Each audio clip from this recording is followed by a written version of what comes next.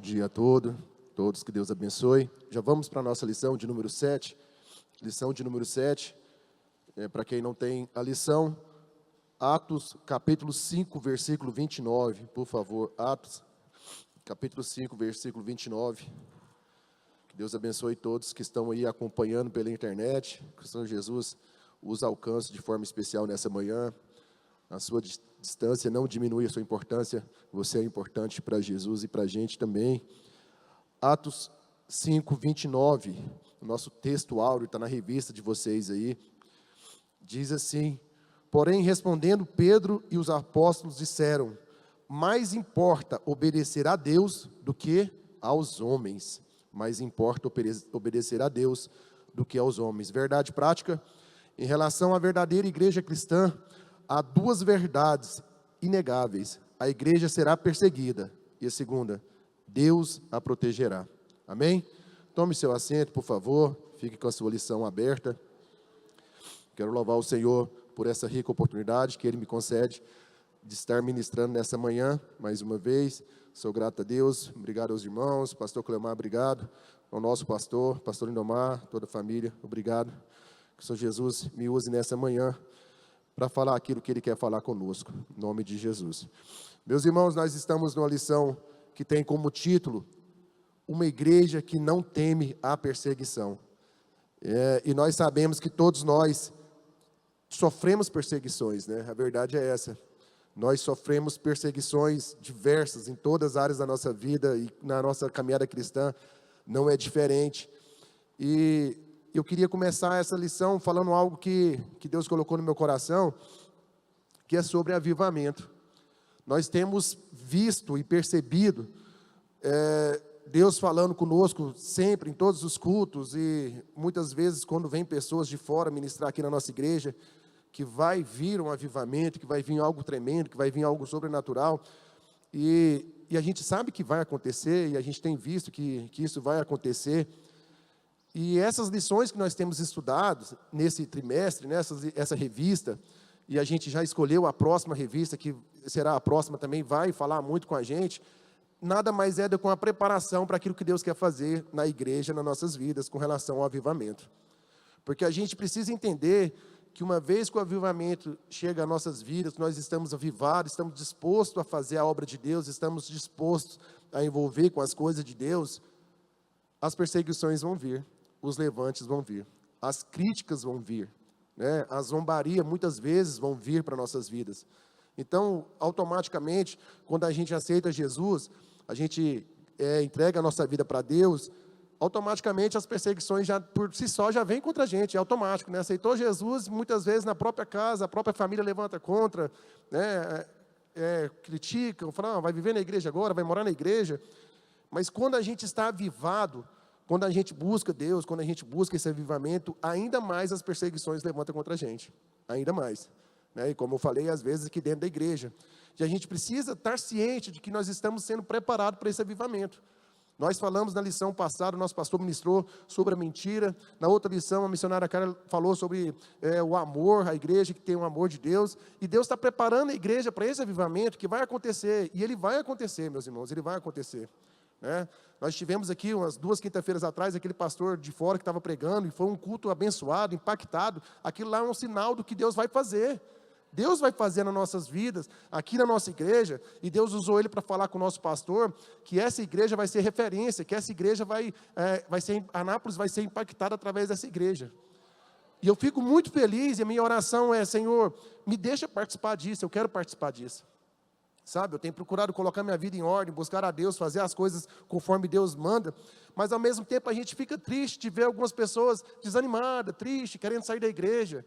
Como com a pessoa em sã consciência, meus irmãos, sabendo que vai acontecer aqui, daqui a um tempo, daqui a uns dias, que Deus vai derramar o Espírito Santo, vai transbordar, vai ter um avivamento forte aqui em Anápolis, através da nossa igreja. Como que a pessoa quer sair da igreja? Como? Se você está num local, se você está, vamos supor, lá na rua que você mora, lá na sua rua, onde você mora, vai acontecer, vamos supor que você deseja que tenha um parque, uma praça próxima à sua casa, e a prefeitura anuncia que vai fazer esse parque, vai fazer a sua praça, você vai querer mudar de lá? Você não vai, você está esperando aquilo.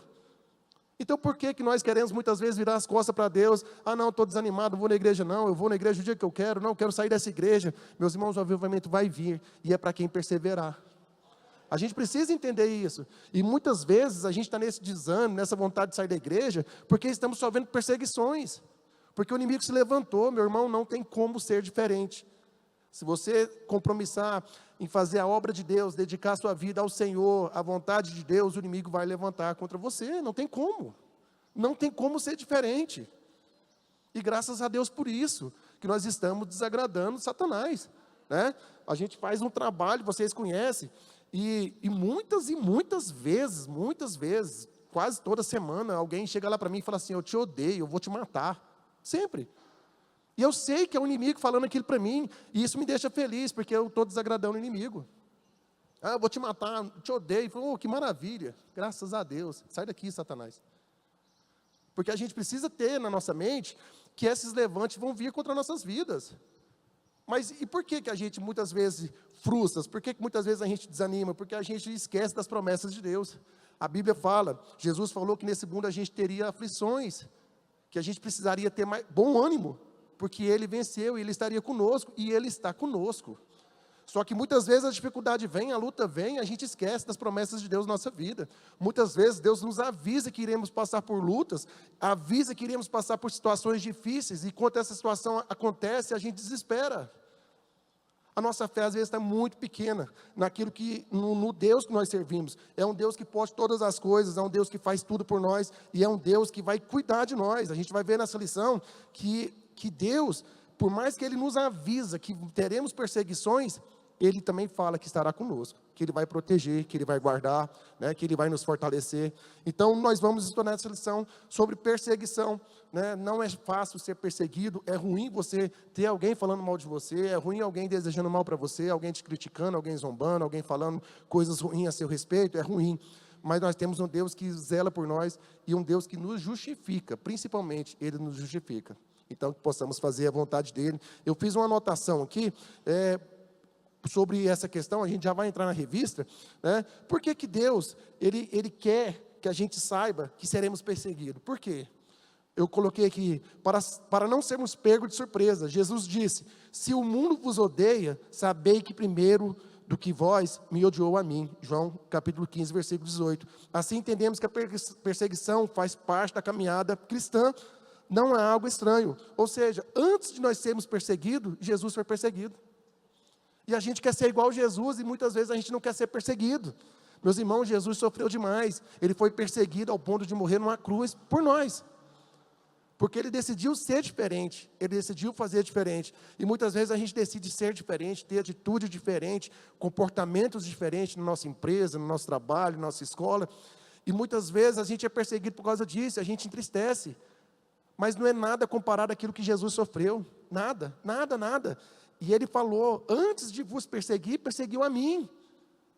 Então, se o nosso Jesus sofreu perseguições, se Ele padeceu por causa das atitudes, das escolhas que Ele teve, quem somos nós, irmão, para não sofrer? Nós vamos sofrer sim, infelizmente nós vamos sofrer sim, mas nós não vamos permanecer aqui para sempre, nós temos o céu esperando a gente. A gente tem o céu. A gente tem o céu nos esperando. Olha só, por que Deus quis que a igreja soubesse que teria perseguição? Para preparar e fortalecer a nossa fé. Mateus 5, versículo 10 e 12, Jesus chamou bem-aventurados os perseguidos por causa da justiça.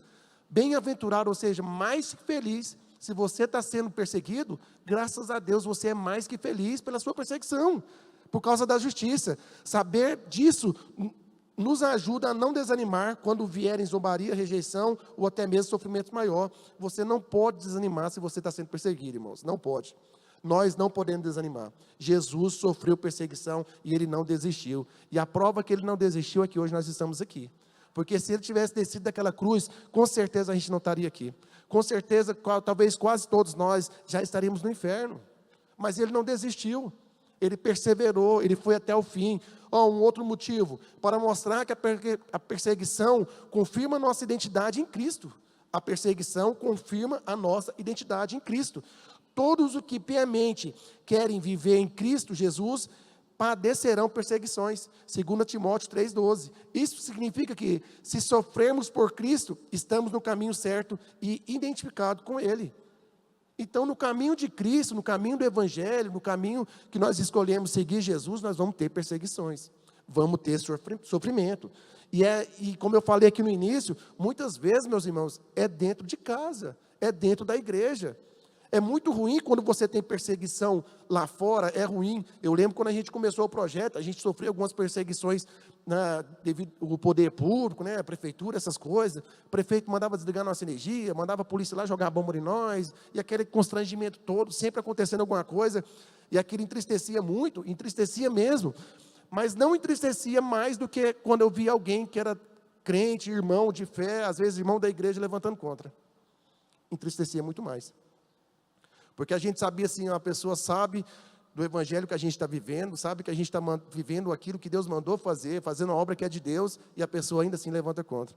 Eu lembro uma vez que a gente estava lá no viaduto, eu estava muito triste, triste mesmo, porque tinha muitas pessoas conversando, até aqui mesmo, a pessoa falava assim, nossa, o Daniel tem unção da foto, tudo que faz tem que postar, aí não sei o que, criticar, muitas zombaria, muita brincadeira, isso aí é fogo de palha, não vai para frente e tal. E um dia a gente estava lá no viaduto, eu estava lá desanimado, falei, ô Senhor, esse pessoal falando mal de mim, por causa do trabalho, por causa do projeto, me ajuda. E aí chegou uma pessoa lá, depois ele identificou como missionário, e ele falou para mim assim, ó, Deus mandou eu vir aqui falar para você, que não é para você dar ouvido para essas pessoas que estão te criticando, ele falou para mim assim, ó, que estão falando que você tem a unção da foto, para tirar foto. Ele falou com essas palavras, ele não sabia. Ele falou, essas pessoas ainda não conheceram o evangelho, por mais que estão na igreja. Deus está com você, é a obra de Deus, e falou mais algumas coisas que têm se cumprido. Ou seja, Deus cuida da gente. Deus cuida da gente.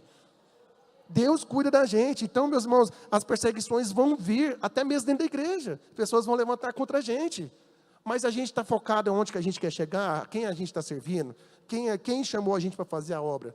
Ah, mas eu vou cantar, a pessoa critica a minha voz. Quem te chamou foi Deus, não foi a pessoa que está criticando. Ignora. Senhor, perdoa meu irmão. A gente tem que estar liberando perdão todos os dias, sabia? Perdoa meu irmão. Ah, porque foi pregar, gaguejou. Ah, foi pregar, ficou nervoso. Ah, vai dirigir o culto, está tremendo. Irmãos, cada um tem sua maneira, tem seu jeito. Você acha que não é fácil subir aqui? Se você acha que é fácil chegar aqui, falar, pegar o microfone e falar qualquer coisa, você já perdeu o temor de Deus. Eu estava ali atrás falando com o Mateus, misericórdia, está um frio na barriga. Eu falei com o Valfredo também, misericórdia, a gente fica tremendo. Porque a gente sabe da responsabilidade que é estar aqui e ministrar a palavra de Deus. Porque é uma palavra que é de Deus, irmãos, não é minha. Porque se fosse minha, era muito fácil. Eu chegava aqui, contava umas piadas, fazia uma gracinha, todo mundo ria, ia embora. Falava, nossa, Daniel é muito engraçado, foi muito bom. Mas não é. É o que Deus tem para falar conosco, não é o que eu quero falar, né? E mais uma coisa que eu coloquei aqui, pelo motivo, porque Deus quer que nós sabemos que haverá perseguição, para nos lembrar que a vitória é certa. Meio às perseguições, Deus promete estar conosco. A perseguição não é o fim, mas parte do processo que nos leva à vitória eterna em Cristo. Romanos 8,17. Nós teremos uma vitória eterna. Vitória eterna, mas essa vitória é para quem? Para quem vencer. Não tem como você ter a vitória se você não vence a sua luta, a sua prova, as suas perseguições. Não tem como, irmãos, não tem como.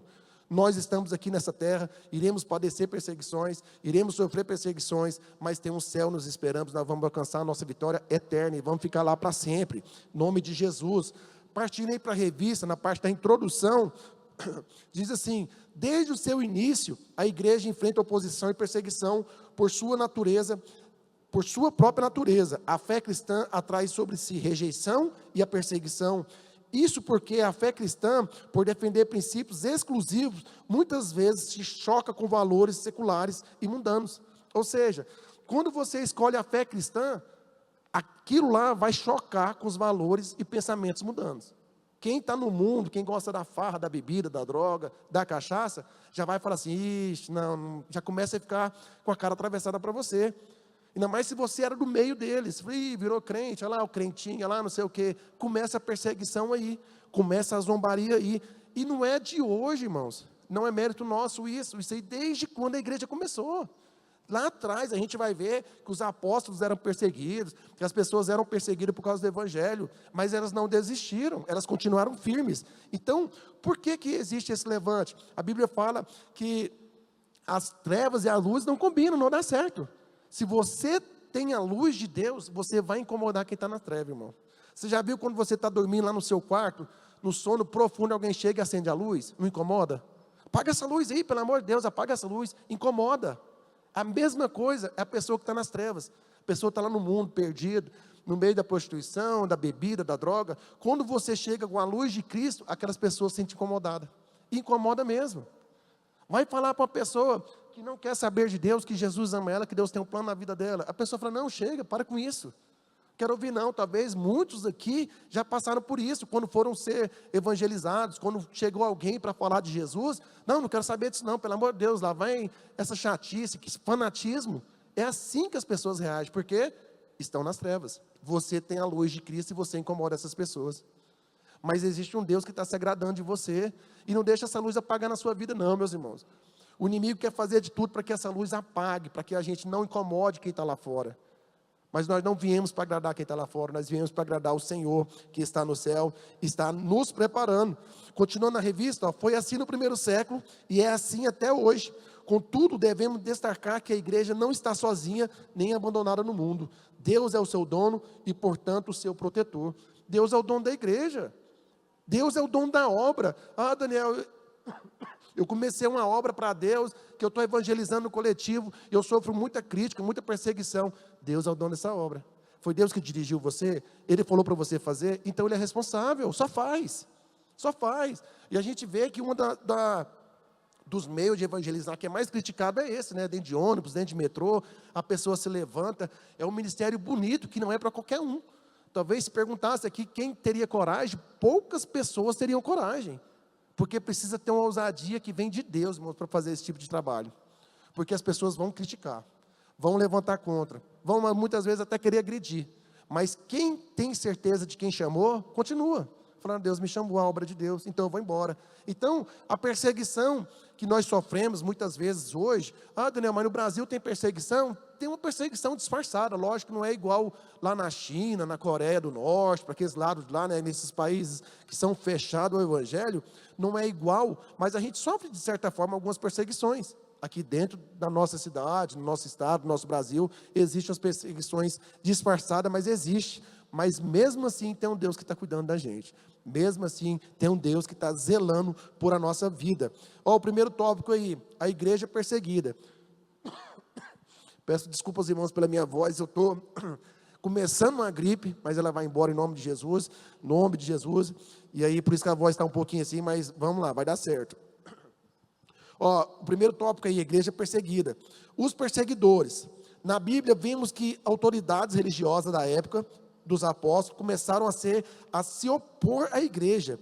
Atos 5 menciona 3 grupos: sacerdote, saduceu e o capitão do templo. Os saduceus eram um grupo muito influente, com grande poder político e religioso. Eles tinham apoio dos sacerdotes e dos anciões, e dentro dessa classe religiosa, eram mais poderosos. Ou seja, as pessoas muitas vezes perseguiam a igreja, lá antigamente, era o grupo de religiosos. E não é diferente, a gente falou aqui agora mesmo. Muitas vezes, as pessoas que perseguem a gente estão dentro da igreja, são religiosos, são pessoas que dizem servir a Deus, pessoas que dizem temer a Deus, que dizem querer fazer a obra de Deus, e muitas vezes essas pessoas nos perseguem, né? Daniel, mas o que é perseguir? Quando você está vendo alguém fazendo a obra de Deus e você critica essa pessoa, de certa forma você está perseguindo ela, você está tentando parar ela, você está sendo instrumento do diabo para poder fazer essa pessoa desanimar. Porque é muito complicado, irmãos, a gente ficar fazendo a obra de Deus e recebendo crítica, só crítica. Mas isso. Nós somos seres humanos e tem que ter muita graça de Deus para você não desistir. Muita graça. Então, já que você não tem nada para elogiar, não fala nada. É muito mais fácil. Não, então, em vez de eu criticar o irmão que cantou e errou, não, irmão, que bênção, que Deus continue te usando. Ora lá lá no secreto, no seu quarto, para Deus abençoar a vida daquele irmão, daquela irmã. Aquele irmão que veio pregar e gaguejou e ficou nervoso e não sabia o que falar, ora para Deus dar mais unção para ele, mais poder. Todos nós estamos em fase de formação, irmão, em crescimento, nós vamos crescer. E a gente cresce tendo oportunidade. Não tem como a pessoa formar na faculdade para medicina e chegar no centro cirúrgico e falar assim, eu vou operar aqui agora e pronto, acabou. Sem ter experiência, não tem como. A experiência se adquire com o passar do tempo. Então, quando você tiver a oportunidade, nossa, meu Deus, o pastor falou que eu vou dirigir o culto, graças a Deus, do seu jeito. Qual que é o segredo? O segredo é você ser você. Você não precisa imitar o pastor Cleomar, não precisa imitar o pastor Linomar, não precisa imitar ninguém. Chega você do seu jeito. Eu vou falar as minhas palavras, vou pregar do meu jeito, eu vou dirigir do meu jeito, e Deus vai me usar do meu jeito, porque cada um tem seu jeito.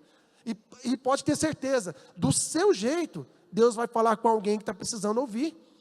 Talvez tem 500 pessoas na igreja, e Deus vai usar o seu jeito para falar com uma só pessoa, que só entenderia falando daquela maneira sua. Porque Deus tem sua forma de trabalhar. Então o que nós temos que fazer? Ser instrumento. Vir aqui e falar, Senhor, me usa como o Senhor quiser. Estou aqui, me usa. E quem está embaixo? Senhor, usa meu irmão. Usa meu irmão, usa minha irmã. Nós temos mania de julgar muitas pessoas, né? Eu citei aqui o pastor Idaelson, que pregou aqui 2 semanas atrás, e quando terminou o culto, a gente estava conversando ali atrás, e eu vi algumas pessoas falando assim, olha só, eu vi algumas pessoas falando assim, rapaz, não dava nada pelo aquele irmão, olhei para ele, não dei nada para ele. Como assim? Quem somos nós para dar alguma coisa para alguém? Nós temos a cultura de vir para a casa de Deus para julgar as pessoas. Vou ver como é que vai ser, o que o pastor vai falar. O que o irmão vai falar? O irmão vai ter oportunidade? Como que o irmão vai tocar? Como que o irmão vai cantar? Como vai ser a ministração? A gente vem para julgar, a gente não vem para receber. Porque se a gente estivesse com o nosso coração aberto, olhar e falar, Senhor, é esse? Então, meu Deus, usa ele, Senhor. Fala comigo nessa noite, me renova, me avisa, me transforma. Então, a gente teve um culto aqui abençoado, maravilhoso, da presença de Deus, coisa que a gente fala assim, só Deus. E eu garanto para você que teve gente que saiu da mesma forma que entrou. Teve. Eu acordei na sexta-feira impactado, falei, meu Deus do céu, parece que era inacreditável que a gente tinha vivido uma noite antes, falei, meu Deus, que presença maravilhosa, só que eu tenho certeza que pessoas passaram pelaquela porta e falaram assim, nossa, que culto chato, como é que pode? Por quê? Porque é o propósito, qual que é o propósito que você tem vindo para a igreja? Qual que é o propósito? Qual que é o seu interesse de vir para a casa de Deus? Ah, eu vou lá na casa de Deus para receber uma bênção. Ah, eu vou lá na casa de Deus para Deus falar comigo. Ah, eu vou lá na casa de Deus hoje à noite, porque lá vai ter oração na semana. Vai que alguém põe a mão na minha cabeça e fala alguma coisa. Não, vem com o seu coração aberto para Deus fazer aquilo que Ele quiser fazer, da forma que Ele quiser fazer. Muitas vezes Deus fala com a gente através de um hino. Deus fala com a gente através de um louvor, de uma saudação. É muito bom quando Deus usa alguém para falar com a gente, vem aqui, ó, seguinte, Deus falou isso, falou aquilo, é muito gostoso e é maravilhoso, mas Deus está falando com a gente o tempo todo, só que a gente costuma prestar atenção quando cita o nosso nome, quando fala, oh, eis que eu te digo, não, Deus está falando conosco constantemente, quando você vier para a casa de Deus então, venha com o seu coração puro, venha com o seu coração disposto a adorar a Deus e não perseguir o irmão que vai cantar, não perseguir a irmã, que, nossa, você viu a roupa da irmã, você viu o jeito da irmã, você viu o jeito do irmão, você viu o jeito que o irmão olha, irmão, cada um tem seu jeito. Cada um tem seu jeito. Ah, o irmão é feio, o irmão é bonito, o irmão, cada um é de um jeito. O que é feio para você, para alguém é bonito. O que é bonito para você, para alguém é feio. Então, coloca pureza no seu coração. Sejamos servos, sejamos amorosos, sejamos piedosa. A Bíblia fala que Deus vai ter misericórdia de quem tem misericórdia. Como que a gente quer ter a misericórdia de Deus se a gente não tem misericórdia do irmão que vem pegar uma oportunidade para dar uma saudação? Como que a gente quer ter a misericórdia de Deus se a gente vem para o culto, o irmão vai ministrar uma palavra, a gente, nossa, vai errar, quer ver? Vai errar, olha lá, vai errar. Sabia que ia errar, sabia. Como? Você não tem misericórdia do irmão que está aqui na frente, usado por Deus. Como que você vai ter misericórdia de Deus? A gente precisa aprender muito, meus irmãos. Todos nós, eu e vocês, precisamos melhorar cada vez mais o nosso adorar a Deus, o nosso servir e o nosso estar na casa de Deus. No subtópico 2 aí, desse primeiro tópico, esfera da perseguição. A perseguição dos judeus aos cristãos se davam em 2 esferas. A religiosa, por verem a mensagem de Cristo como ameaça, e política. Os romanos procuravam aumentar o capital político como os judeus. Ou seja, sempre tem essas 2 questões, religiosa e política. Sempre houve, sempre vai ter. Né? A religiosa, eles viam a mensagem de Cristo como ameaça. E você já viu que o mundo, eles vê a mensagem de Cristo como ameaça? Quem está no mundo, agora você quer que eu pare de beber? Agora eu vou ter que parar de fumar. Nossa, agora eu vou ter que parar de prostituir. É uma ameaça. A pessoa se sente desconfortável por ter recebido a mensagem de Cristo. Como que é as coisas, né? A mensagem é de Cristo. É a mensagem que cura, que liberta, que salva, transforma. A pessoa se sente ameaçada. Fala, meu Deus, agora vou ter que virar crente agora. Não sabe o privilégio que é e o prazer que é de estar aqui na casa de Deus, servindo a Deus, né? Mas ela se sente isso como ameaça, e não era diferente lá, os religiosos e os políticos. A gente vê, o nosso Brasil está um caos, né? A gente vê o que está acontecendo aqui no Brasil, a questão do STF, lá a presidência, a gente vê que existe lá um complô para poder caminhar o Brasil em direção a determinada coisa, e a gente vê que já existe, uma certa forma, uma perseguição à igreja que vai ser intensificada. Vai ser intensificada, meus irmãos. Não adianta a gente pensar que não vai ser, porque vai ser. Né? Vai começar a prender pastor, vai começar a limitar a igreja, vai começar a pegar a igreja, obrigar a igreja a fazer coisas que ela não queria fazer, e a gente tem que estar preparado por isso, porque essa perseguição vai vir, e a gente tem que ter ciência disso. E aí, quando essa perseguição vier, você vai abandonar a igreja? Falar, não vou ser crente mais não, porque está difícil demais.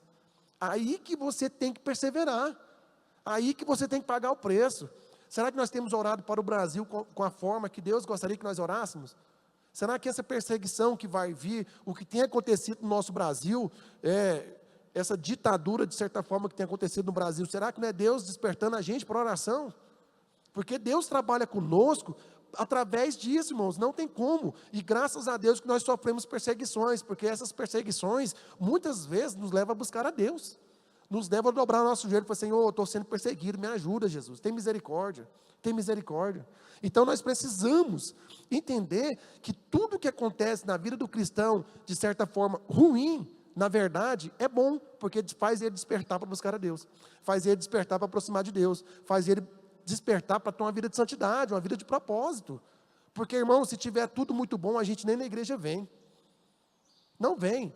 Muitos de nós estamos aqui na igreja hoje, porque nós temos uma conta para pagar essa semana. Muitos de nós estamos aqui na igreja hoje, porque tem alguém doente na família, e você veio porque precisava pedir uma oração, um papelzinho, citar o nome da sua familiar. E se não tivesse isso, você estaria aqui? Talvez não. A prova disso é que tem poucas pessoas em relação à quantidade de gente que tem na nossa igreja. Era para ter mais pessoas aqui. Mas as pessoas hoje em dia não estão querendo ter um compromisso com Deus. Essa é a verdade, não estão querendo. E sabe o que é interessante, que eu falei aqui no início do culto, da mensagem? É que vai vir um avivamento, irmãos, vai vir um avivamento. E o avivamento é para quem persevera. A Bíblia fala lá em Atos que o pessoal estava reunido, buscando, e eles ficaram buscando, até que veio. Eles não foram lá buscar e foram embora. Foram lá buscar, não, eles ficaram lá buscando até que veio. Ou seja, os que perseveraram, receberam o avivamento. E é assim com a gente. A igreja está vazia, a igreja está cada vez mais vazia. Você não acha que isso é um sinal de que vai vir um avivamento? Porque o avivamento não é para todos, irmão, é para quem tem compromisso com Deus. E não é todos que têm compromisso com Deus. Não é todos que querem ter compromisso com Deus. Nós estamos no propósito, desde o dia... acho que dia 5 de maio, nós começamos o propósito de oração 3 horas da manhã. Acho que foi dia 5 de maio, se eu não me engano. Né? Nós estamos aí com 3 meses de propósito. Vai lá ver a quantidade de pessoas que estão no propósito, a quantidade que começou. Menos da metade.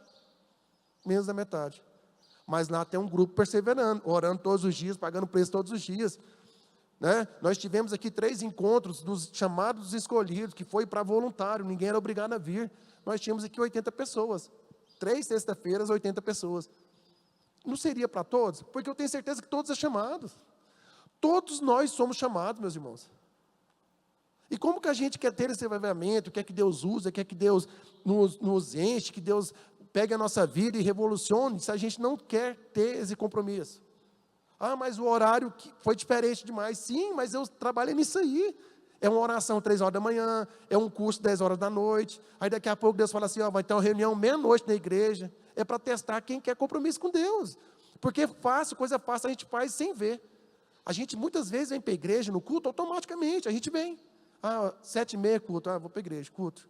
Né? Agora fala assim, vai ter o pastor fala assim, vou ministrar um curso só para quem quer ser usado poderosamente por Deus. Vai ser 1 hora da manhã. Quantos viria? Eu moro longe. Será, irmão? Valfredo mora quantos quilômetros daqui, Valfredo? 20? 15 quilômetros daqui. Estava aqui em todos. É só um exemplo, para a glória de Jesus. Estava aqui em todos. Então, o que revela é o nosso compromisso com Deus. Revela o nosso coração. Será que nós temos compromisso? mas a gente quer esse avivamento. Com certeza todos nós queremos. Mas é a nossa contrapartida, o nosso compromisso. Né? A gente precisa pensar nisso. Continuando. A igreja enfrentará oposição, no subtópico 3. A igreja sempre enfrentará opositores, de um jeito ou de outro. Isso acontece porque o cristianismo bíblico, por sua natureza, acolhe a todos, mas também estabelece princípio para quem deseja segui-lo. Ou seja, o evangelho de Jesus acolhe todos. O drogado, o travesti, a prostituta, o maconheiro, aquele que rouba, que assalta, que mata, ele acolhe todo mundo. Mas quando chega aqui, fala assim, você precisa mudar. Não dá para você ficar como você está. E isso aí incomoda. Porque os prazeres da carne, meus irmãos, é muito gostoso. É muito gostoso pecar. É muito gostoso. Para a pessoa que usa droga, é muito gostoso usar droga. Você falar para a pessoa que usa crack, a gente trabalha com essas pessoas, a gente fala, cara, você precisa mudar de vida, você precisa parar com isso. Ele fala assim, cara, é gostoso demais, demais. Uma pedra de crack é uma sensação gostosa demais. Cheirar uma carreira de cocaína é gostoso demais, eu fico assim louco. A pessoa ama aquilo. E quando você chega e fala assim, Jesus te ama, Jesus tem um plano na sua vida, vem, vamos para a igreja. E a pessoa chega aqui, ela vê que ela precisa mudar, muitas vezes incomoda. Fala, não, calma aí. Aí não, pelo amor de Deus, o que você quer fazer de mim? Mas é o evangelho de Jesus, o evangelho de Jesus transforma as pessoas. Mas ela transforma quem quer. Ela transforma quem aceita. Não é aquela imposição que você vai ter que mudar, que você vai... Não. O evangelho de Jesus venha como está, mas chegar aqui e falar, você vai ter que mudar. Não quero, tudo bem. Escolha é sua. Você foi apresentado a você o evangelho. Continuando na revista. Por isso, muitas vezes é visto como antiquado, preconceituoso e indesejado. A perseguição pode mudar conforme o tempo e o lugar, mas seu objetivo continua o mesmo, silenciar a voz da igreja. O motivo, a causa, o propósito da perseguição qual que é? Silenciar você, silenciar eu. E o inimigo usa, como eu já falei, às vezes a gente está dentro da igreja, às vezes é um familiar. Eu sou, graças a Deus, nascido numa família cristã, meus pais pastores e tal, meus irmãos cresceram no evangelho, mas muitas vezes na minha família teve pessoas que levantaram e falaram assim, você vai morar na igreja agora? Mas agora você só vive na igreja? Pessoas cristãs criadas na igreja. Falam para mim, você agora vive na igreja? Tem culto todo dia, tem oração, tem não sei o quê, que dia que você tem tempo para sua família? Dentro da minha família, que são pessoas cristãs. Agora imagina lá fora.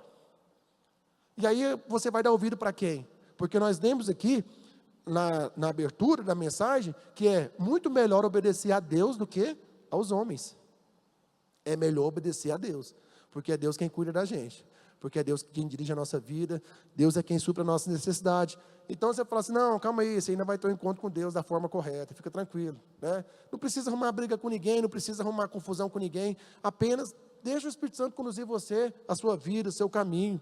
Olha só, o segundo tópico, diz assim, a igreja protegida. O anjo de Deus, Lucas destaca que, meio à pregação, Deus provê livramento para os apóstolos. A igreja não era apenas perseguida, mas também protegida. Deus protege a igreja. Você está sofrendo perseguição lá na sua casa, no trabalho que você está, na sua empresa, lá no seu colégio, Deus está te protegendo. Pode ter certeza, Deus está te protegendo. Porque Ele protege os seus. Ele protege aquele que tem compromisso com Ele.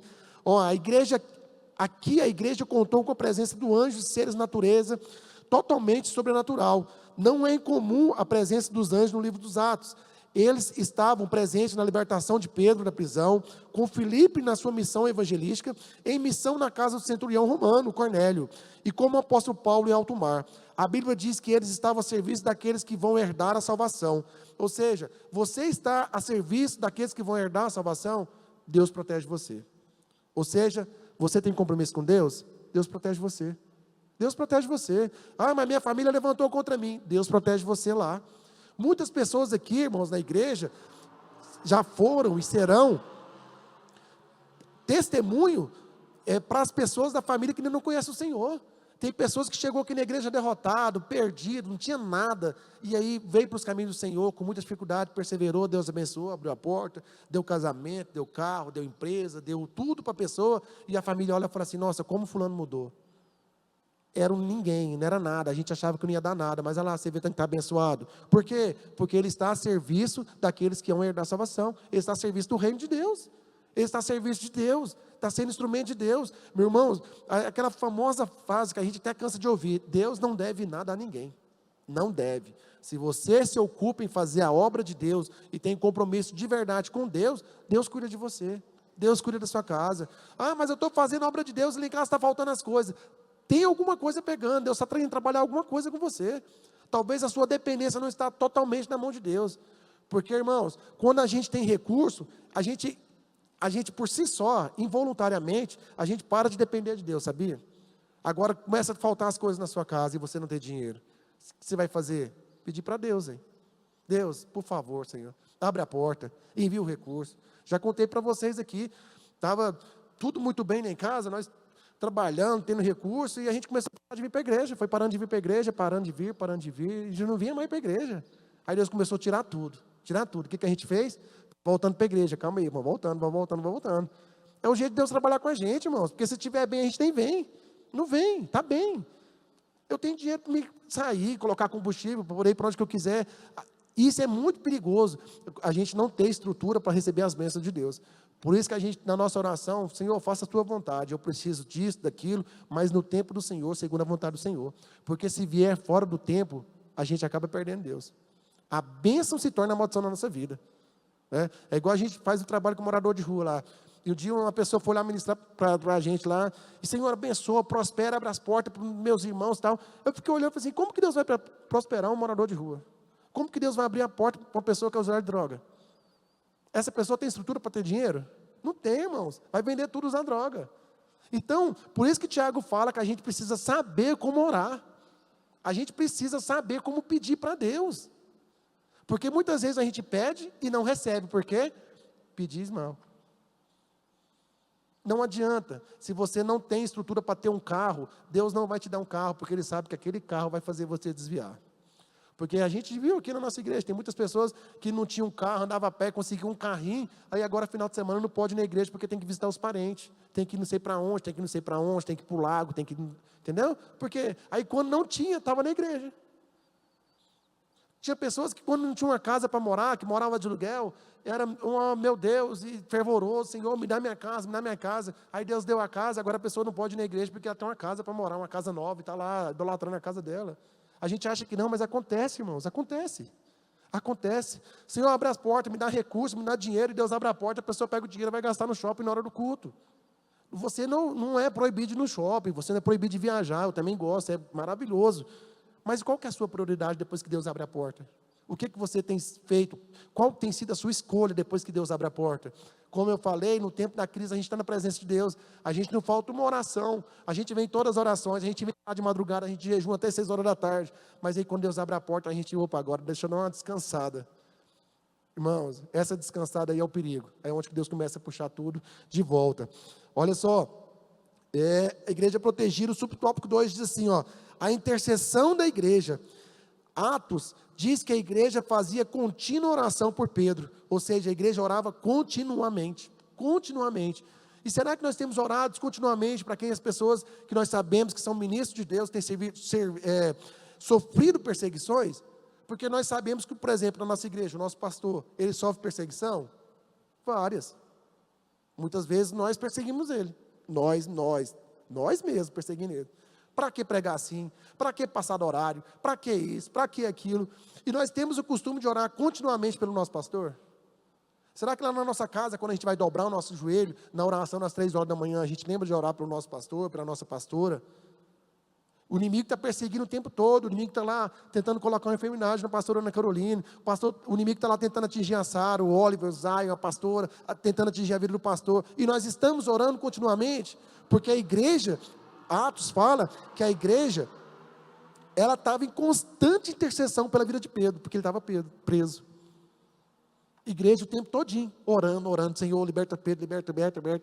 E a gente tem orado continuamente pelo nosso pastor, pela nossa liderança, pelo nosso irmão, não precisa nem ser o pastor, às vezes o irmão da nossa igreja, que a gente sabe que está passando por um momento de perseguição, de luta, a gente tem orado por eles. Porque a igreja aqui, ela estava em constante oração, o tempo todo orando.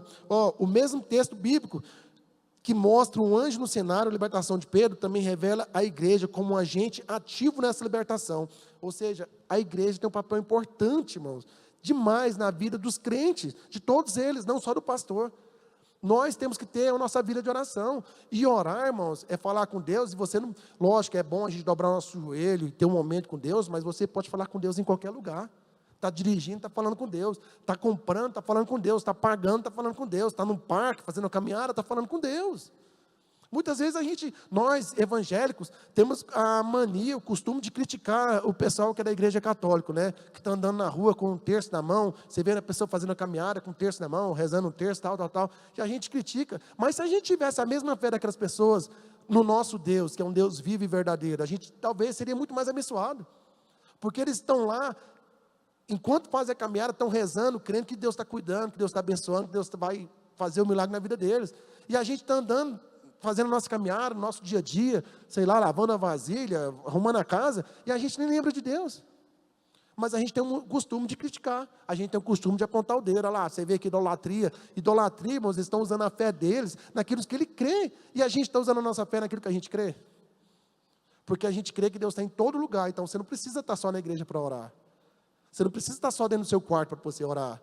Na rua, no seu trabalho, onde você estiver, Deus está e você pode falar com Ele. Amém?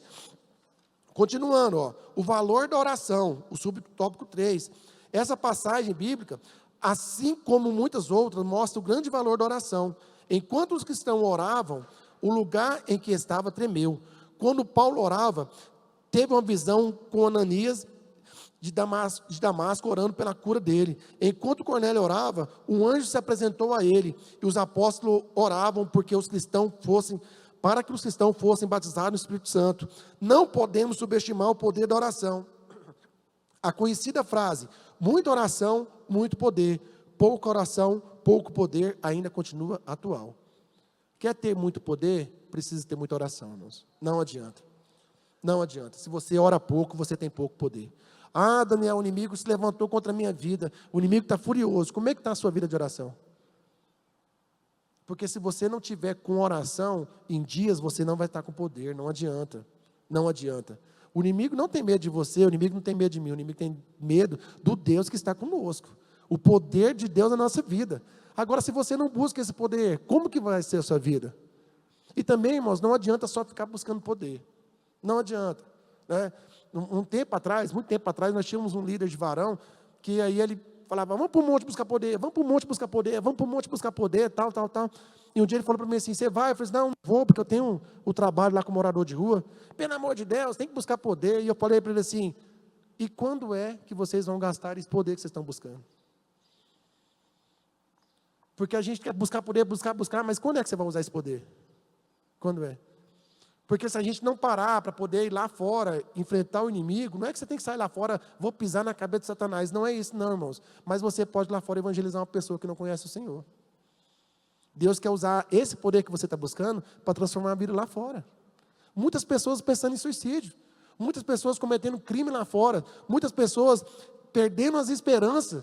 E você aqui dentro cheio de poder. E quando é que você vai usar esse poder? Porque esse poder de Deus é para nos fortalecer, para nos dar graça, para nós vencermos um dia a dia, mas ele é para ser usado contra o inimigo também. Esse poder de Deus é para a gente ir lá no inferno saquear as almas que estão lá, perdidas, condenadas ao inferno. E o que nós estamos fazendo com esse poder? Nós estamos cheios de poder, farto, obeso espiritualmente aqui dentro da igreja, e a gente está tão cheio que tudo aqui dentro está ruim. Você já viu? Eu gosto muito de pudim, e eu sei que muita gente também gosta. Mas você já tentou comer uma rodela de pudim? Talvez alguns conseguem, mas vai indo e você fala assim, nossa, chega. Porque você está cheio. É gostoso demais, é maravilhoso demais, mas você está cheio. Daqui a pouco começa a ficar ruim. E é isso que acontece, infelizmente, com algumas pessoas. A pessoa está tão cheia aqui dentro da igreja que começa a achar ruim o que está acontecendo aqui dentro da igreja. Irmão, está na hora de você usar esse poder. Vai lá na sua família, prega o evangelho. Vai lá na empresa que você trabalha, prega o evangelho. Fala de Jesus. Eu estava conversando com a Rayane, mas o Jean aqui domingo, depois do culto, ela contando para mim que estava mostrando lá na empresa dela o culto, mostrando a transmissão do culto, tal, e as meninas chorando, tal. Tanto que isso é maravilhoso, irmãos. E a gente tem coragem de falar do evangelho de Jesus? Aonde que Deus nos coloca? A gente tem coragem de ser bênção na vida das pessoas? Porque Deus usa a minha vida, eu quero ganhar a alma, eu quero ser igual o Billy Graham, mas a gente não tem coragem de falar para um vizinho que Jesus ama ele. A gente não tem coragem de chegar no almoço de família e falar assim, vamos fazer uma oração antes da gente almoçar, orar, agradecer a Deus pelo alimento? Não tem coragem, tem vergonha. Aonde que Deus te colocar, o que Deus te colocar para fazer, Deus tem um propósito ali, meus irmãos. Deus tem. Deus tem. Olha só, vou contar um testemunho para vocês que aconteceu com minha mãe, um breve testemunho. Minha mãe, uns 20 anos atrás, Deus fez a promessa para minha mãe que ia dar uma casa para ela. Eu vou te dar uma casa. 20 anos atrás. E aí, no começo desse ano, ela estava na igreja, foi um pregador de fora, e Deus falou para minha mãe assim, estou gerando o que eu te prometi há 20 anos atrás. Estou gerando para você e vou te entregar esse ano. E minha mãe tinha um lote num bairro, e ela comprou o lote há 20 anos atrás, o lote valorizou bastante, e aí lançou um outro loteamento, ela falou, vou comprar um lote parcelado, para mim ter mais um lote.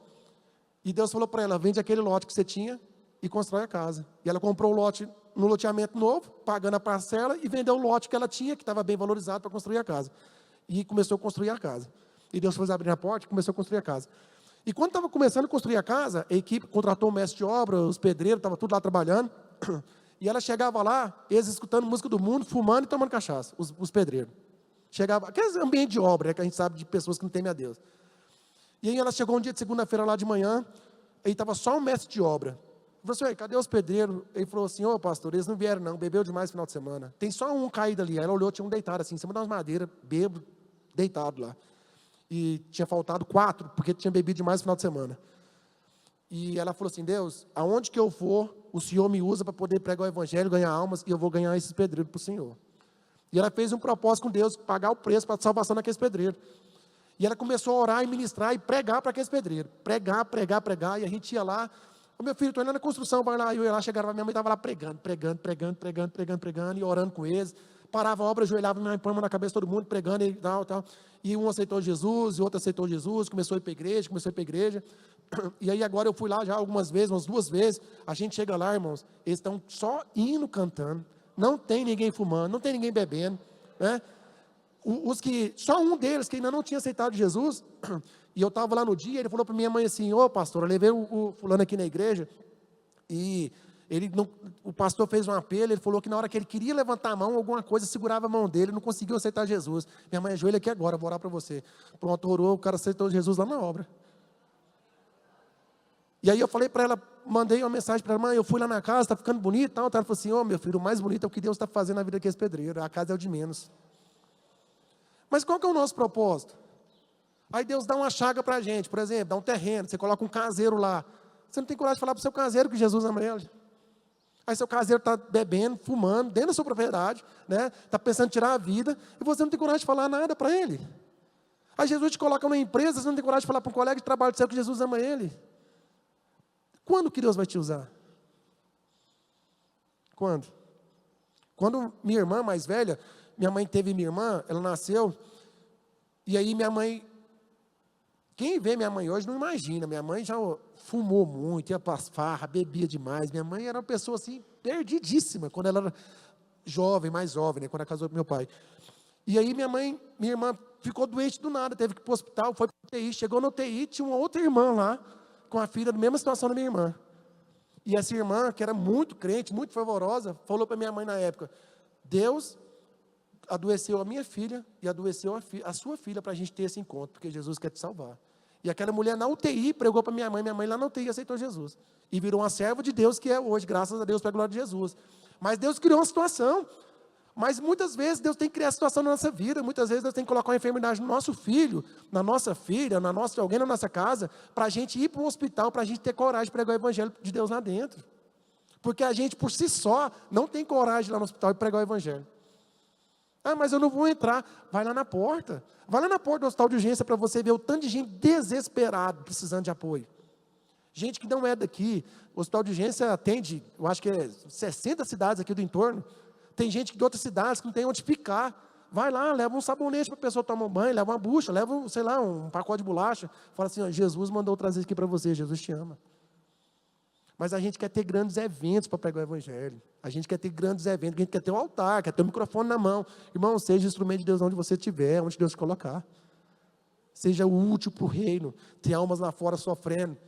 E muitas vezes vão para o inferno por culpa nossa. Essa é a verdade, por culpa nossa. Que Deus tenha misericórdia de nós. Tópico 3. A igreja destemida. testemunho com poder. Tão logo foram libertos, os apóstolos começaram a testemunhar a sua fé. Eu te pergunto já, você tem testemunhado a sua fé? Porque milagre, irmãos, todos nós temos. Todos nós temos. Agir de Deus em nosso favor, todos nós temos. Deus usa pessoas para falar conosco, Deus dá visão, Deus dá sonho, Deus dá revelação, e é gostoso. E isso serve para poder edificar as fé das pessoas. Você tem testemunhado o que Deus tem feito na sua vida?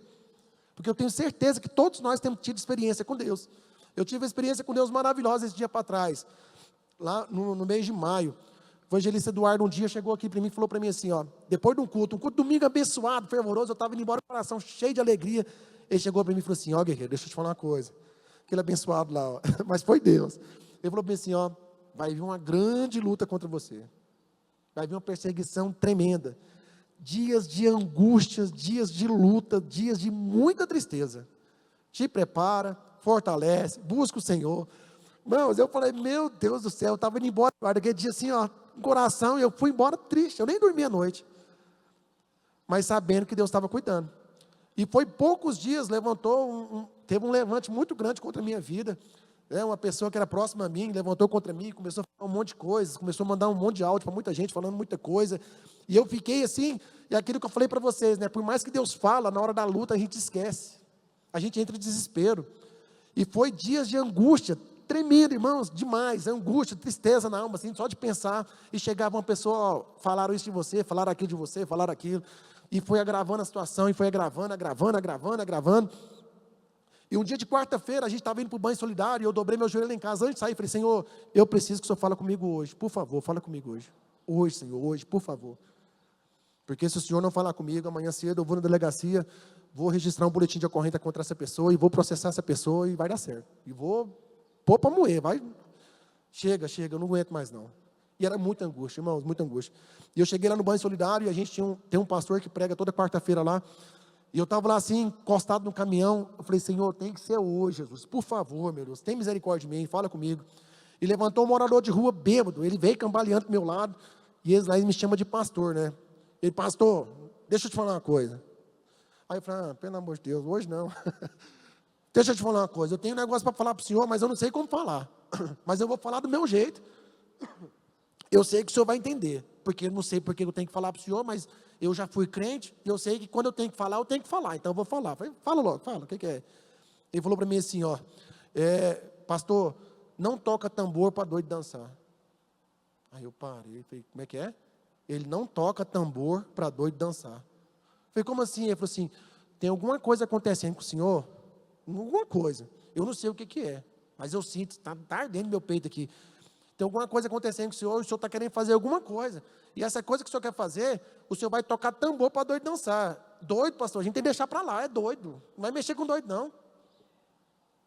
Aí eu falei assim, aí o Espírito Santo falou assim, você não queria que falasse? Aí eu peguei e falei assim, não, é verdade, você tem razão. Aí eu falei assim, Senhor, mas se for o senhor mesmo, faz ele falar mais uma coisa. Outra coisa, eu quero outra coisa. E ele falou assim, tem mais uma coisa, pastor. Eu falei, o quê? Urubu só espera carniça. Aí eu, como é que é? Ele urubu só espera carniça. Não adianta, pastor. Você vai mexer, vai virar carniça, o urubu vai agradar. É isso. Deixa isso para lá. Voltou cambaleando, sentou lá, caiu da cadeira na hora que ele sentou, tão bêbado que estava. E eu falei, Deus falou comigo. Deus falou comigo. Através usando um bêbado. E aí veio paz no meu coração, comecei a orar liberando perdão, e graças a Deus tudo resolveu, fui tudo tranquilo. Falei com o Eduardo, depois falei, Eduardo, essa misericórdia, que luta, irmão, que luta. Mas foi dia difícil. Mas durante a prova, durante a luta, eu não lembrava que Deus tinha falado. E Deus precisou falar de novo. Falou, não faz isso não, meu filho. Fica tranquilo, eu estou com você, vai dar certo, vai vencer, vai passar. E passou, graças a Deus por isso. Né? Mas são perseguições que acontecem dentro da igreja, dentro da nossa casa, pessoas próximas a gente. E é ruim demais, a gente sofre demais. Porque uma coisa é alguém estar perseguindo você lá fora, outra coisa é alguém estar perseguindo você aqui dentro. Mas mesmo assim, Deus continua trabalhando com a gente, Deus continua guardando, Deus continua zelando pela gente. Então, meus irmãos, são situações que vão acontecer, a vida do crente é assim, é sofrimento, faz parte. Nós vamos sofrer, nós vamos padecer, e esse testemunho, quando acontecer, igual aconteceu comigo, a gente precisa testemunhar esse respeito do Senhor para fortalecer a fé dos outros. Irmãos, eu sei que tem muitas pessoas aqui que receberam várias e várias bênçãos, que já deveria ter vindo aqui testemunhar há muito tempo. Muito tempo. Bênção que a gente vê, visível, que a gente vê, né? Fora aquelas que a gente não vê. Pessoas que já deveriam ter vindo aqui testemunhar. Ah, mas para quê, Daniel? Porque o seu testemunho vai aumentar a fé de outra pessoa. Tem gente aqui no banco passando pela mesma luta que você está passando, que você passou e você venceu. E o fato de você vencer vai fazer com que essa pessoa tenha fé e vença também. Mas a gente fica retendo as bênçãos de Deus. Quando o pastor fala assim, ó, tem alguém para dar um testemunho, era para vir uns 10 correndo e sentar ali, ó. Era para ser. Porque não é possível, irmãos, que tenha esse tanto de gente aqui na igreja, e a gente é uma igreja poderosa, que busca a Deus, que serve a Deus, que Deus tem agido de forma maravilhosa no nosso meio. Não é possível que não tenha ninguém que tem testemunho para contar. Todos nós, serve para mim também, não é possível. Não é possível.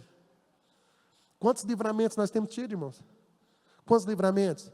Quantas portas abertas? Quantas pessoas aqui que já trocaram de emprego várias vezes, está só prosperando e crescendo, e crescendo, e crescendo, e a gente não está testemunhando isso.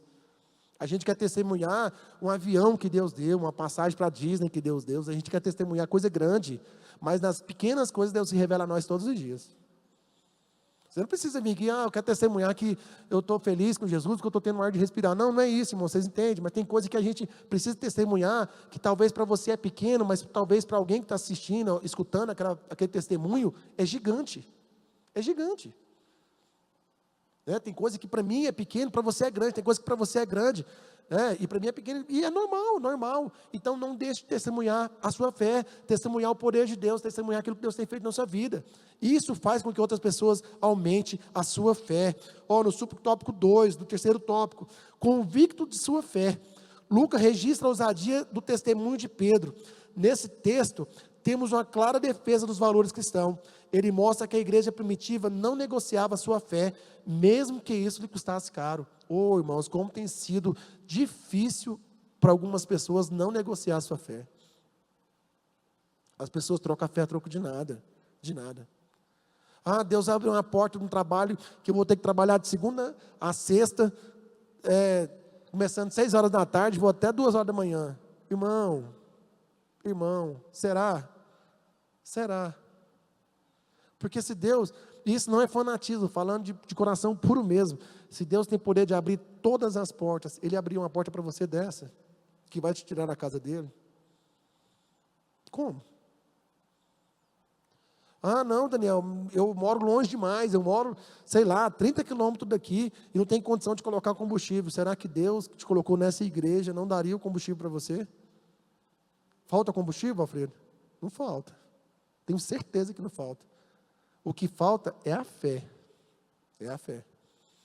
Não adianta, irmãos. Não adianta. Fé. Irmãos, fé é uma coisa que a gente só vai aumentando se a gente for exercitando. Não adianta. Se você não procurar ter experiência, usar essa fé, você não vai adiantar, você não vai chegar em lugar nenhum. Não vou na igreja não, porque o meu combustível dá para mim na igreja só uma vez por semana, só 2 vezes por semana. Irmãos, usa a sua fé, eu tenho certeza que Deus vai fazer para você vir todo dia. É a casa de Deus, você acha que Deus não te quer aqui não? Deus não te quer aqui? Como assim? Mas a gente não quer usar a fé, a gente gosta do comodismo. É muito mais fácil eu mandar uma mensagem e falar, pastor, não vou não, que eu estou sem combustível. É muito mais fácil do que dobrar o joelho, Senhor, eu quero ir na tua casa, abre a porta que eu quero ir na tua casa hoje. Deus vai mandar. Deus vai mandar, irmãos. Irmãos, eu faço um trabalho com morador de rua tem 6 anos, a gente não tem uma ajuda do poder público, não tem ajuda de nada. Nenhuma instituição, nada. Tudo que a gente faz é Deus levando pessoas para ajudar. Já teve vezes da gente não ter dinheiro para abastecer o carro para ir levar o banho solidário. Eu falei, Senhor, abre a porta, provê. E Deus provê. Senhor, hoje não tem nada para servir de comida. Deus mandar lá para a gente 4 tipos de comida, 5 tipos de comida. E se eu falasse assim, hoje eu não vou não, porque hoje não vai ter comida. Como que ia ser? E se é Deus trabalhando comigo? Que com certeza na maioria das vezes é Deus trabalhando com a gente. Como que ficaria? Irmãos, o primeiro passo a gente tem que dar. Deus, quando aquele povo de Israel saiu do Egito em direção lá no deserto, que chegou no Mar Vermelho, eles falaram assim, nós vamos morrer. Mas Deus ia abrir o mar. Mas Deus abre o mar só na hora que você chega na beira do mar. Não adianta, irmãos. Não adianta você estar lá no meio do deserto querendo que Deus abra o mar lá na frente. Não, o mar vai abrir, mas você vai ter que chegar lá na beira do mar. Não adianta. Na hora que você pisar na areia, o mar vai abrir. Mas tem coragem de levantar e ir até lá na areia. Você ficar lá no sofá da sua casa para mas vai abrir. Ai, meu Deus, vai abrir? Será que vai? Será que vai? Não vai, irmãos, usa a sua fé. Nossa, irmãos, como nós estamos necessitados de fé nesses dias. O inimigo levanta, fala que odeia a gente. Ai, meu Deus, nossa, eu não vou para a igreja mais não, que o inimigo está me odiando. Graças a Deus que ele está te odiando, graças a Deus. Um dia eu estava lá no centro da cidade andando, lá na General Joaquim Inácio, ali perto do terminal. Eu estava andando assim, e vi uma senhora, ela deu um tapa tão grande no meu peito. Pá, eu te odeio. Falei, meu Deus do céu, misericórdia, faz isso comigo não. Tem misericórdia, eu te odeio, eu vou te matar, tal. Falei, que bênção, eu saí de lá tão feliz. Falei, nossa, graças a Deus. Quem ficou olhando assim, as pessoas que estavam perto, falou, mas que cara doido, levou um tapa e está tudo bem. Irmãos, graças a Deus, que o inimigo está me odiando. Agora, se o inimigo não está te odiando, tem alguma coisa errada, porque você é de Deus. Ou era para ser de Deus. Era, irmão, para a gente estar sendo usado por Deus. Era para a gente estar incomodando o inferno. Era para a gente estar sendo muito mais perseguidos do que nós estamos sendo. Concorda comigo? Era para a gente estar sendo mais perseguido. Era para ter mais pessoas odiando a gente. Era para ter mais pessoas falando mal da gente, perseguindo a gente. Mas a gente quer ficar no conforto. Não quero ser incomodado por ninguém. Não, deixa eu quietinho aqui. Não, tá bom demais minha vida. Deixa eu não, mexe comigo não. Irmãos, vamos pagar o preço de ser de Deus. Vamos pagar o preço.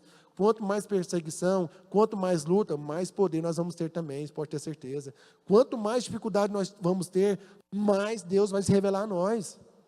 É automático. Você é de Deus, Deus vai cuidar de você. Pronto, é simples assim. Olha só, convictos de sua fé. Lucas registra a ousadia do testemunho de Pedro. Nesse texto, temos a clara defesa dos valores cristãos. Ele mostra que a igreja primitiva não negociava a sua fé, mesmo que isso custasse caro. A mesma referência também é muitas vezes usada para justificar a desobediência civil por parte da igreja em relação ao Estado, quando ele age contrariamente aos princípios adotados por aquela. De fato, isso está em foco. Contudo, não se trata de uma mera desobediência civil ou rebeldia, mas uma defesa da consciência daquilo que a igreja crê que fazemos parte da natureza e a essência, e por conta disso, não pode, de forma alguma, ser negociado. Quantas igrejas negociando seus valores com a política? Quantas? O camarada chega e fala assim, não, eu vou dar o piso da igreja, vou colocar porcelanato aqui nessa igreja todinha, ó. Vou colocar mármore aqui nessa igreja, vai ficar bonito. O que nós temos que fazer? Isso. Fica negociando. Irmãos, a nossa fé não é negociável. A nossa fé é valiosa demais. É através dela que nós vamos herdar o céu. Nossa, que absurdo negociar o piso da igreja. Mas quantas vezes nós estamos negociando o nosso serviço? Quantas vezes o patrão fala assim, hoje eu preciso, você fica até mais tarde aqui, tal. A pessoa fala assim, nossa, hoje eu tenho culto. Não, mas tá bom. Eu vou ficar aqui porque, né? Tadinho, meu patrão está precisando de mim, está negociando a sua fé. Você está negociando a sua fé. Domingo tem escola bíblica? Tem. Nossa, mas domingo eu, não sei, eu queria ir, minha família chamou para fazer um passeio ali e tal, não sei o quê. Você está negociando a sua fé, não adianta. Você está abrindo mão de servir a Deus, você está abrindo mão de estar na casa de Deus. Daniel, nunca vou poder. Não, uma vez ou outra sim, mas você já viu que é sempre assim? Você já percebeu que quando você falta um culto, no outro culto você não tem vontade de vir para a igreja? Você falta um culto na terça. Aí terça, não, quinta não vou não. Nossa, aí quinta você não vai, domingo, nossa, se eu vou na igreja, o pastor vai pegar no meu pé. Não vou também não. Daqui a pouco você está fora da igreja. É assim, irmãos. O diabo age sorrateiramente. É devagarzinho. E a gente vai negociando a nossa fé. Vai ter oração de madrugada na igreja. Não vou não, porque eu tenho que dormir, tenho que descansar. Às vezes a gente está negociando a nossa fé pelo sono. Eu peguei um serviço, eu tenho que terminar esse serviço aqui, já é 6 horas, não, eu vou até 8 horas da noite para terminar esse serviço, porque eu estou precisando de dinheiro. Irmão, nós estamos precisando de Deus. Dinheiro Deus dá. Dinheiro Deus dá. Então, para de negociar a sua fé. Esses apóstolos aqui, essas pessoas que a gente citou, eles não negociavam a fé deles. Eles sabiam que Deus ia cuidar. Porque se você fizer isso, se eu fizer, não, eu vou agradar a Deus. Custe o que custar, eu vou agradar a Deus. Irmão, Sadraque, Mesaque e Abednego, eles negociaram a fé deles? Não, e olha que eles estavam sob ameaça de morte. Vocês vão morrer queimados. Eu vou queimar vocês. Daniel, negociou a fé dele? Não, o leão vai te comer. Não vou negociar. E às vezes, irmãos, uma doencinha que chega na nossa vida, a gente negocia a Deus. Eu estou com dor de cabeça, não vou não, porque, estou com dor de cabeça. Ou seja, o diabo te deu uma dor de cabeça, você deixou de ir para a igreja porque está com dor de cabeça. E aí vem aqui na igreja e é curado. A gente já viu vários testemunhos de pessoas que estavam passando mal, que entrou naquela porta lá e foi curado, irmãos. E eles são melhores do que nós? Não, eles usaram a fé. E é a mesma fé que está dentro de você, que está dentro de mim. Só que a gente não quer usar. É aquilo que eu falei aqui, a gente gosta do conforto, irmãos. Ah, vou ter que fazer, não, quero não. Ah, vai dar trabalho? Não, também não quero não. A gente quer tudo pronto, a gente está vivendo uma era que tudo pronto, é tudo muito rápido. Né? Você pega o micro-ondas lá, 10 segundos, a comida está quente. É tudo pronto. Ah, pega um air fry, faz isso aqui rapidinho, faz não sei o que rapidinho, irmãos. Mas com Deus não é assim. Deus é tudo processo. Processo, não adianta. Você não tem como pegar a sua luta, colocar no micro-ondas e apertar lá, que 30 segundos tudo vai resolver. Não, você vai ter que fazer aquilo que Deus falou para você fazer. É processo. Ah, está sofrendo perseguição? Dá graças a Deus. Está difícil? Dá graças a Deus. Estão falando mal de você? Graças a Deus. Senhor, me dá graça, Senhor. Perdoa meu irmão, perdoa minha irmã. Perdoa, Pai, ele não sabe o que está fazendo. Meu Deus, o Senhor está usando aquela pessoa para me provar. O problema é que Deus não pode usar ninguém para provar a gente, que a gente quer sair da igreja, quer desistir. Ah, o pastor, não gostei da forma que o pastor falou, vou sair da igreja. Irmãos, misericórdia, vamos amadurecer. Eu custei entender isso, eu falo com propriedade, porque muitas vezes eu quis sair da igreja da forma que o pastor falou comigo. Um dia, lá no outro templo, eu era diácono e o pastor estava pregando, e aí eu estava sentado assim, com o Clésio está aqui, e ele falou assim, a Bíblia fala que aquilo que faz, só o que é mandado, é inútil. Aí ele falou para mim assim, apontou para mim assim, e você não está fazendo nem o que é mandado? O que você é? Nem para inútil você presta para ser. Eu falei, meu Deus do céu, vou embora dessa igreja, chega. chega. Vou embora. E fui embora com raiva daquele dia, bravo. Se eu pegasse o pastor aquele dia, eu acho que eu dava enforcada nele. Eu falei, você me respeita, rapaz. Mas e aí? Precisei passar por esse processo para amadurecer. Hoje, se fala comigo desse jeito, eu falo, graças a Deus. Amém, Senhor, eu preciso melhorar. Procura melhorar, irmãos. Quando for chamar a atenção, quando tiver a luta, a prova, procura melhorar. Fala, Senhor, você está querendo que eu melhore, não é? Então eu vou melhorar. Senhor, eu vou te agradar, eu vou te servir, eu vou honrar o Senhor. E com certeza, irmãos, nós teremos graça para vencer todas as dificuldades. Todas. A gente vai passar pelas provas, dando glória a Deus e cantando. As lutas vão vir, a gente vai falar, graças a Deus, Senhor, obrigado, porque o Senhor está me provando, mas eu sei que o Senhor está comigo. O Senhor dá a prova, mas o Senhor dá o escape. O Senhor dá a luta, mas o Senhor dá a vitória. Senhor, eu sei que o Senhor tem o controle da minha vida. Irmãos, se você tem certeza que você é de Deus, o inimigo não toca na sua vida. Não toca. Ah, mas o inimigo se andou, irmãos. Deus está aguardando você, tem um propósito. Agora, se você não tem compromisso com Deus, aí que está o problema. Porque como é que vai fazer, se você não tem compromisso com Deus? Então, busquemos ter compromisso com Deus. Olha só, a conclusão. Vimos como a igreja capacitada pelo Espírito Santo enfrenta as perseguições. O cristão, portanto, não deve assustar com ela. No contexto do cristianismo bíblico, essa é a regra, não a exceção. Ninguém gosta de ser perseguido, contudo, as Escrituras nos previnem a respeito da realidade das perseguições na jornada cristã. Isso não significa que o sofrimento deve ser alvo a ser alcançado, mas que devemos estar conscientes de que não podemos evitá-lo.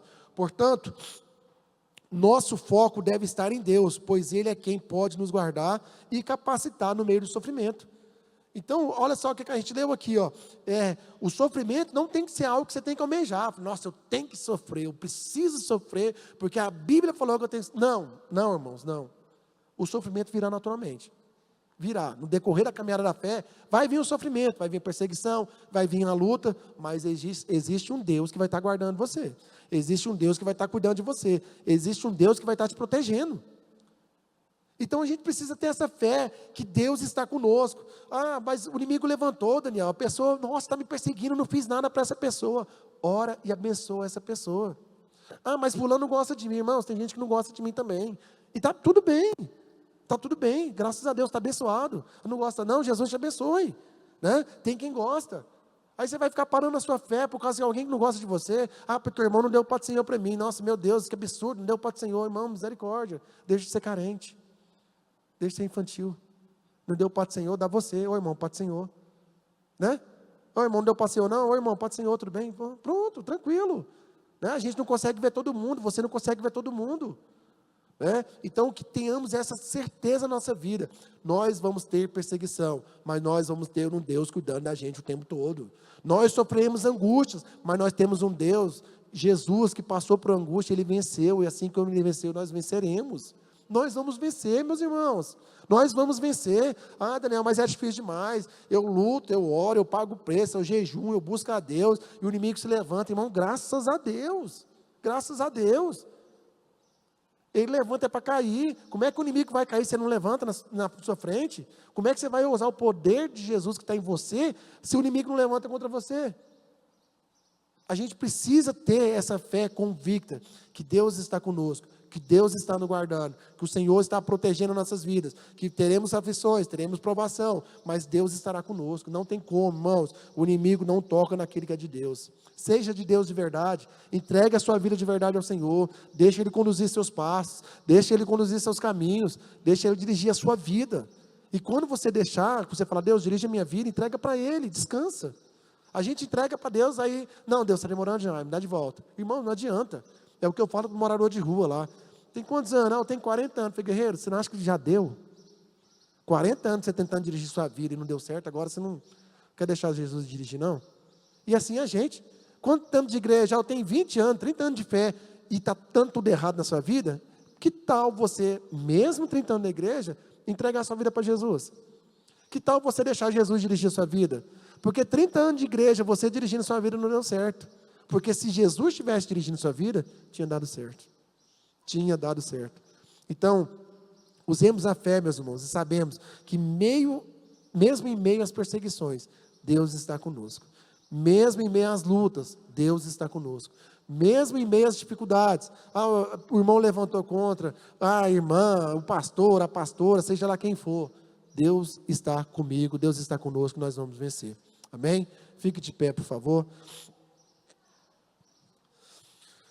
Senhor Jesus, queremos, meu Deus, te louvar por essa lição nessa manhã. Que o Senhor possa, Pai, nos ajudar, Senhor, a entender os teus propósitos. Que o Senhor possa, meu Deus, nos ajudar, meu Deus, a compreender, Pai, que neste mundo nós teremos aflições, teremos perseguições, que nós sofremos, Pai amado, angústias, tristezas, que muitas vezes, Pai, não vai ser fácil, Senhor, a caminhada da fé, mas com o Senhor nós venceremos, Pai. Com o Senhor no nosso barco, nós vamos vencer, nós vamos triunfar sobre o inimigo. Nos dê a tua graça, Senhor. Nos dê a tua graça, Pai. Tem misericórdia de nós, tem misericórdia da minha vida, tem misericórdia, Pai, da vida desse irmão que está orando, pedindo ao Senhor graça. Pai, nos ajuda, Senhor, a compreender os teus desígnios para as nossas vidas. Pai, nos ajuda, Pai, a entender a chamada do Senhor para a nossa vida.